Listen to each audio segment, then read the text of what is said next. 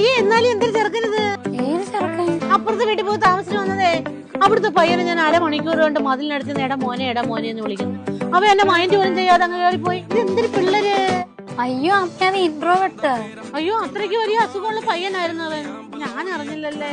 അമ്മേ അത് അസുഖമല്ല, അതൊരു ക്യാരക്ടർ. ക്യാരറ്റ് തന്നെ അവനെന്തോ മുയലാ? ക്യാരറ്റ് അല്ല ക്യാരക്ടർ, അതൊരു സ്വഭാവമാണ്. അവന്റെ സ്വഭാവം എനിക്ക് അങ്ങോട്ട് പിടിക്കുന്നില്ല. അമ്മ ഈ പാത്രം തരാൻ പറഞ്ഞു. നീ എന്തിനാ പെൺപിള്ളാരെ പോലെ ഇങ്ങനെ നാണം കൊണ്ടിരിക്കുന്നേ? അമ്മ ഞാൻ പറഞ്ഞല്ലേ അമ്മ ഇൻട്രോവേർട്ടാന്ന്. ഇൻട്രോവേർട്ടോ?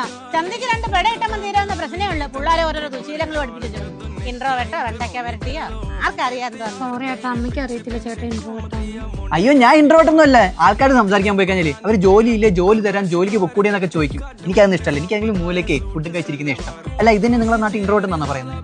അയ്യേ ഇത് ഇൻട്രോവേർട്ട് അല്ലേ, ഇത് കുഴപ്പം.